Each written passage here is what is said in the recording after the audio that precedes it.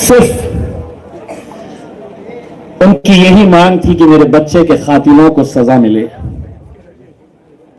मुझसे कहा गया उनके साथ आए हुए लोगों ने कि वहां पे कोई एक नेता है जो पुलिस पर दबाव डाल रहा कि ये जो कातिल है इन्हें पकड़े नहीं। मैंने उसी दिन उनके सामने ही वहां के एसपी को फोन किया और मैंने एसपी से कहा 48 घंटे का टाइम है आपके पास, अगर 48 घंटे के अंदर अगर आरोपी पकड़े नहीं गए तो इतना बड़ा काफिला लेकर आऊंगा तुम्हारे पुलिस स्टेशन के सामने कि तुमको मजबूर कर दूंगा। और अल्हम्दुलिल्लाह 24 घंटे के अंदर आरोपी पकड़े गए। एक घटना नहीं है, सिर्फ एक वाकया नहीं है। कुछ महीने पहले जलगांव के पास एक जवान बच्चे को कोई कफे के अंदर एक लड़की के साथ बैठा हुआ मां बाप के सामने उसको जिंदा मार दिया जाता है।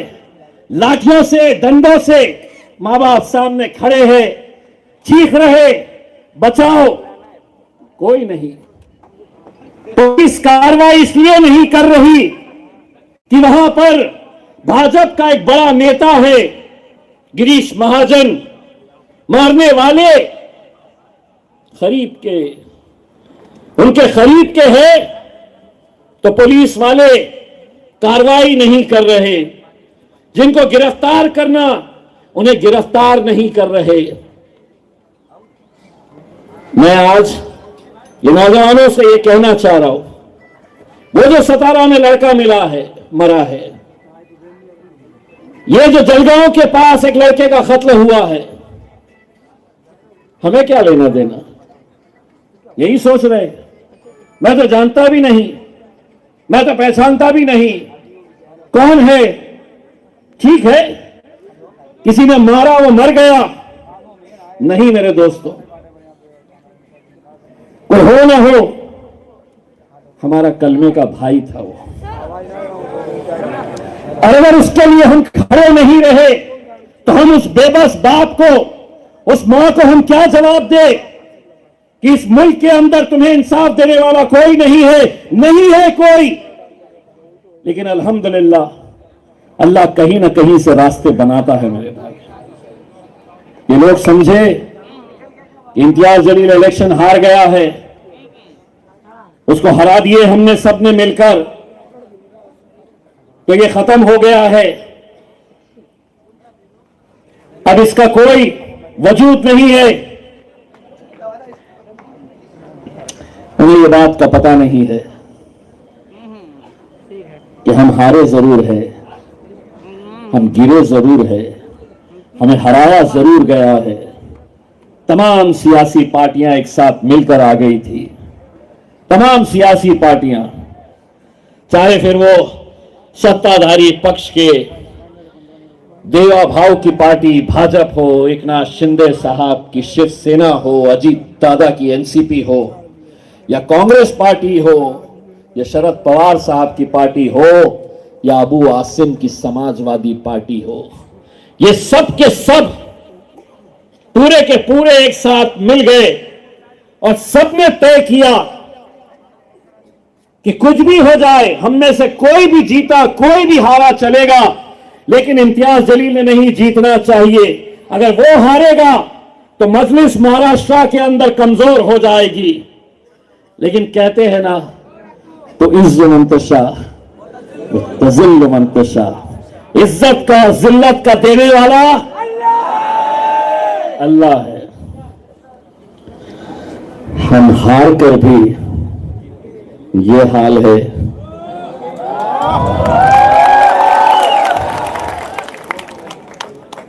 अभी हम नगर परिषद के इलेक्शन में जब घूम रहे थे तो इतने बड़े बड़े जलसे वहां पर हमने देखे, तो उन जलसों से मुखातिब होकर मैं चैलेंज करता था कि इतनी पब्लिक जो आई है, मैं सीधा चैलेंज छोटे मोटे चिल्लरों को नहीं करता था,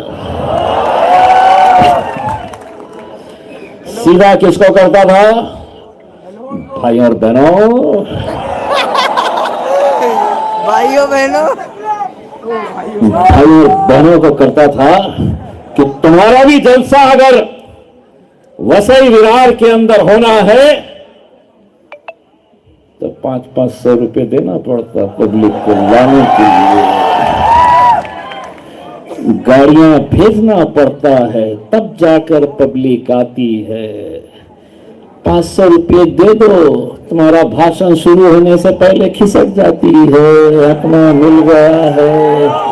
ये सिर्फ और सिर्फ मजलिस इत्तेहादुल मुस्लिमीन की दीवानगी है कि जो मुझे और आपको एक रिश्ते के अंदर बांधती है, और वो रिश्ता वही है कि तेरा मेरा रिश्ता क्या।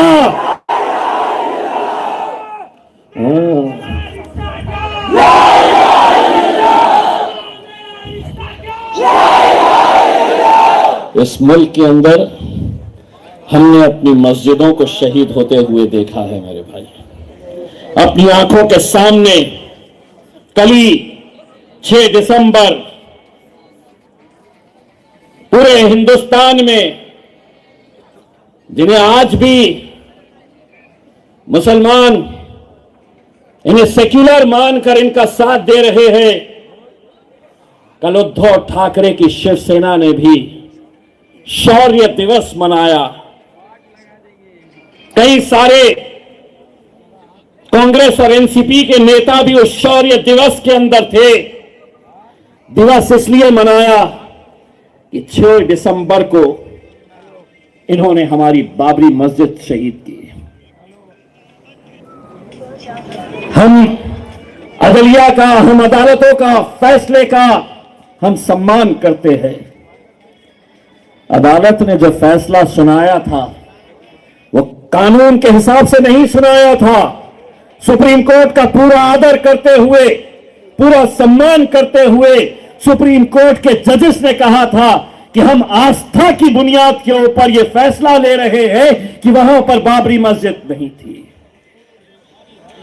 हम कहना चाहते हैं, अगर तुम्हारी आस्था उस मंदिर में थी तो हमारी आस्था उस मस्जिद में है। हर रोज हम अपनी मस्जिदों को शहीद होता हुआ, हमारे मदरसों के ऊपर हमले किए जा रहे हैं, गरीबों के घरों के ऊपर जिंदगी भर की पूंजी जमा कर करके एक 2 कमरों का घर बनाता है एक इंसान। बुलडोजर से हर रोज हम देखते हैं कि घर बुलडोजर से गिराया जा रहा है। हमारे मुंबई के सदर फारूक शाब्दी साहब, हमारी बहन, जिन्होंने आपसे कहा जा रहा है कि आप हिजाब नहीं पहनेंगे, आप हिजाब नहीं पहन सकते, आपको हमारे हिसाब से रहना पड़ेगा, हम जैसा बोलेंगे आपको सुनना पड़ेगा, हम तय करेंगे आप क्या खाएंगे, क्या पहनेंगे, हम तय करेंगे कि आपकी मस्जिदों के अंदर अजानें होगी या नहीं होगी, हम तय करेंगे। अगर तुम ये तय करेंगे तो एक बात अच्छी तरह से सुन लो, तमाम वो सियासी पार्टियां जो आज हमको निशाना बनाए हुए हैं, ये मुल्क तुम्हारे बाप की जागीर नहीं है। बहुत अच्छी तरीके से ये मुल्क जितना मेरे भाई सुरेश तिवारी का है, उतना ही ये मुल्क इम्तियाज जलील का है। तिवारी साहब, बड़ा अफसोस होता है, इस मुल्क की पहचान हुआ करती थी हमारी तहजीब, हमारी संस्कृति।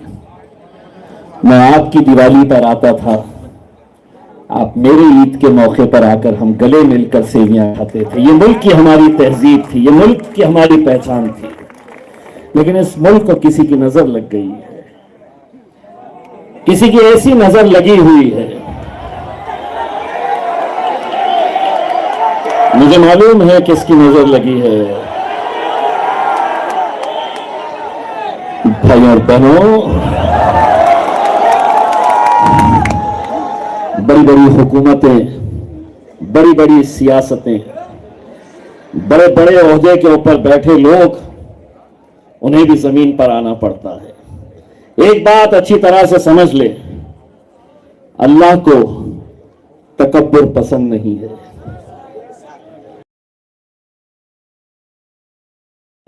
अगर तुम ये समझ रहे हैं कि मैं जिंदगी भर के लिए मैं अब उस कुर्सी के ऊपर बैठा रहूंगा, तो नहीं भाई और बहनों, नहीं। जो ऊपर जाता है उसे नीचे आना पड़ता है। आप 2014 आपने हमको ये बताया था कि आप कुछ बेचते थे।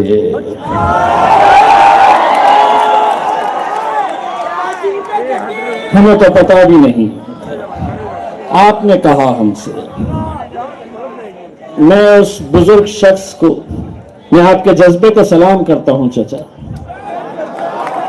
यकीन मानिए, मैं वहां उस कुर्सी के ऊपर बैठकर देख रहा था, ये नौजवान लड़कों का जोश और आपका होश अगर मिल जाए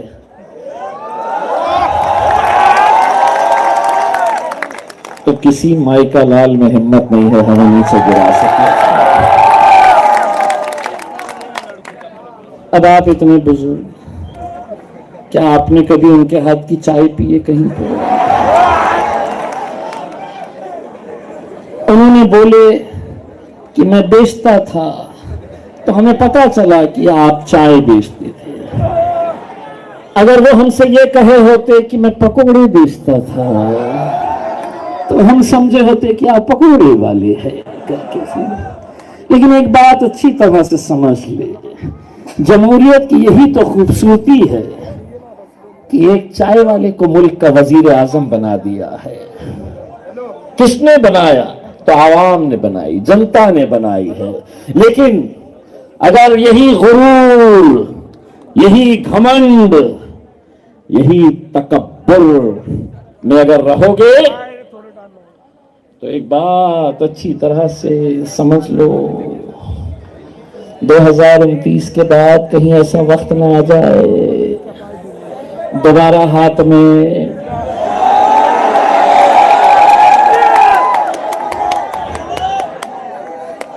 होने को तो कुछ भी हो सकता है। वसई विरार रेलवे स्टेशन है क्या यहाँ पे? वसई विरार का रेलवे स्टेशन, आप ट्रेन में बैठे हैं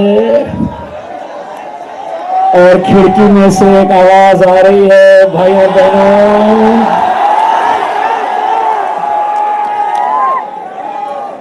आवाज आ रही है खिड़की में से, भाई और बहनों, चाय चाय चाय चाय चाय चाय चाय चाय चाय। और उनके पीछे पीछे एक और आ रहे हैं।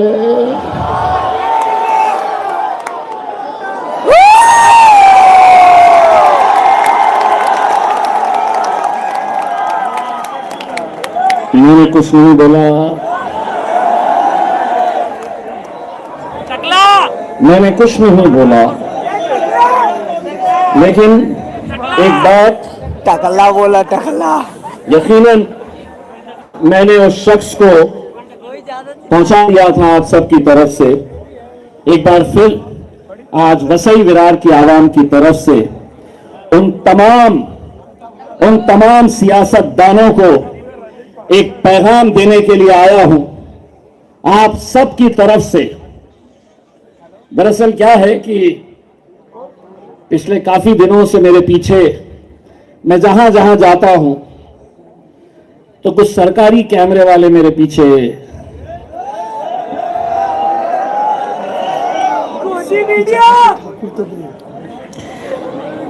तो सब मेरे पीछे पीछे घूमते हैं, फिर मीडिया वाले तो अल्लाह सुभान अल्लाह टाइटल लगा देते हैं, एमआईएम का नेता आया, भड़काऊ भाषण करके चला गया, फिर ठाकुर साहब बोलेंगे करो केस इस पे। लेकिन मैं उन सबको एक बात कहना चाहता हूं, आधा मैं कहूंगा आधा तुम कहना। तुमको मालूम है क्या कहना, मुझे भी मालूम है क्या कहना। आधा इसलिए आप, आधा इसलिए मैं कि कानून सबूत मांगता है, सबूत आधा आधा, तो आधा मैं बोलूंगा आधा आप बोलना। सभी का खून शामिल है यहाँ की मिट्टी में, ये मुल्क तुम्हारे बाप का नहीं है। चलिए अब खामोश, अब मेरी माएं और बहनें मेरा साथ देगी। सभी का खून शामिल है यहाँ की मिट्टी में, ये मुल्क तुम्हारे बाप का नहीं है। अब अपन ने कुछ बोले, अब तुम जाओ फॉरवर्ड करो, रिवाइंड करो, कुछ मिलता है क्या, कुछ मिलता है क्या, केस बनता क्या? कोई केस वेस नहीं बनता है, तुम्हारे हाथ में आता है तो बाबा जी का। अब हमको सब समझ में आ गया इनसे कैसा खेला जा सकता है।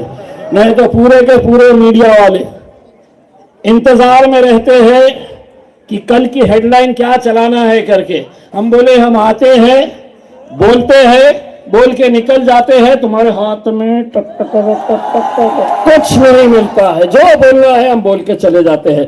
बस मेरे बुजुर्गों, मेरे नौजवानों, मेरी माओ और बहनों, वक्त मुश्किल है, बड़े मुश्किल दौर से हम गुजर रहे हैं। आने वाला वक्त कैसा होगा शायद आपको इस बात का अंदाजा भी नहीं हो सकता है।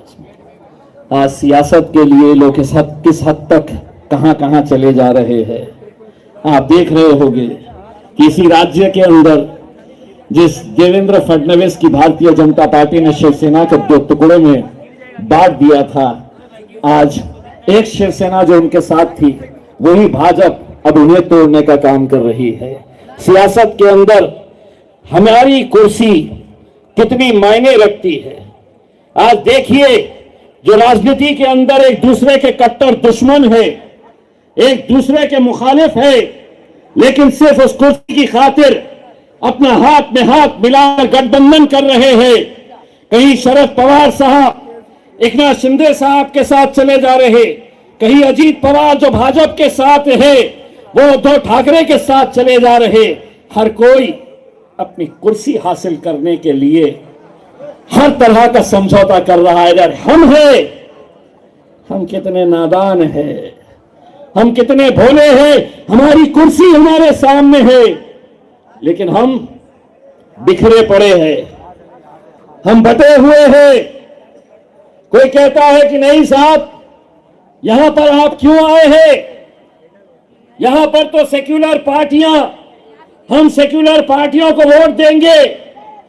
आज भी मैं यकीन के साथ कहता हूं कि वसई विरार के अंदर भी ऐसे कई बुजुर्ग होंगे, ये नौजवानों के वालिद होंगे, इनके अब्बा होंगे, जो कहते हैं कि नहीं, ये जमात बड़ी कट्टर है, हम फिरका परस्त है, हम कम्युनल है। अगर सतारा के उस लड़के, अगर जलगांव के उस लड़के के लिए अगर लड़ना और बोलना कट्टरता है, फिरका परस्ती है, तो हां, हम कट्टर हैं। तुम खामोश है, इसलिए हमें आज खड़े रहना पड़ रहा, लड़ना पड़ रहा, बोलना पड़ रहा है। मैं आप लोगों से तो सिर्फ इतनी इल्तिजा करने के लिए आया हूं। मजलिस की सबसे बड़ी ताकत क्या है मेरे मालूम? मेरे ये नौजवान है, मेरे ये नौजवान है जो अब अल्हम्दुलिल्लाह हर रोज इंस्टाग्राम, फेसबुक, सोशल मीडिया पर देखकर उन्हें मालूम है कि क्या चल रहा है। अब अगर इनके अब्बा भी बोलते हैं कि नहीं अपने को इसको देना वोट, तो पोट्टे इतने निकल गए, अब्बा को उठा के लेके जाते, हजरत चलो पतंग के ऊपर मारना है अपने को, मोहर बहुत हो गया है करके। यही करना पड़ेगा। यही करके हमें अपनी सियासी ताकत, सियासी वजूद शर्म आनी चाहिए हमें सबको। पूरे महाराष्ट्र में एक भी मुस्लिम मेंबर ऑफ पार्लियामेंट नहीं है। तुम्हारी आवाज पार्लियामेंट के अंदर, जहां भाजपा हुकूमत के अंदर बैठी है, जो ये फैसला कर रही है कि हमारी बच्चियां हिजाब पहनेगी या नहीं, हमारा शरिया कानून रहेगा या नहीं, वहां पे तुम्हारी आवाज ही नहीं है। एक मुस्लिम मेंबर ऑफ पार्लियामेंट नहीं है। दूसरी पार्टियां कहती है कि हम अगर मुसलमान को टिकट देते हैं तो मुसलमान तो उसे वोट दे देता है, लेकिन दूसरी जाति, दूसरे धर्म के लोग उन्हें वोट नहीं देते। तो सुन लो, हमने भी तुम्हारा कोई ठेका नहीं लिया है। अब हम हमारी हिस्सेदारी मांगने के लिए आए हुए हैं। आपको हमारा साथ देना है। वसई विरार के अंदर इंशाअल्लाह हमारे जिम्मेदार अम्मार साहब, हमारे सैफ पठान भाई, आप लोगों की जिम्मेदारी है। सादिक भाई, शाहिद भाई, आप सबकी जिम्मेदारी है। इंशाअल्लाह आने वाले चुनाव के अंदर यहां पर मजलिस का झंडा लहराना चाहिए। और जो लोग हमें रोकने की कोशिश कर रहे हैं, उनको एक पैगाम देना चाहता हूं। अगर तुम भाजपा के खिलाफ है तो हम भी तुम्हारे दोस्त हैं। हमें इस मुल्क के अंदर भाजपा नहीं चाहिए, इसीलिए हमें रोकने की कोशिश मत करो। तुम्हारा दुश्मन भी वही है जो हमारा दुश्मन है। हम साथ में मिलकर अगर लड़े तो यकीनन एक बड़ी ताकत बनकर हम भाजपा को यहां से पछाड़ सकते हैं। ये समझते हैं कि हमें कोई गिरा नहीं सकता, हमें कोई हटा नहीं सकता। लेकिन मैं आज इन नौजवानों की आंखों के अंदर मैं जो जज्बा देख रहा हूं, इनका जो जोश देख रहा हूं, मुझे इतना यकीन हो गया है कि वसई विरार के अंदर भी मजलिस का झंडा लहराएगा।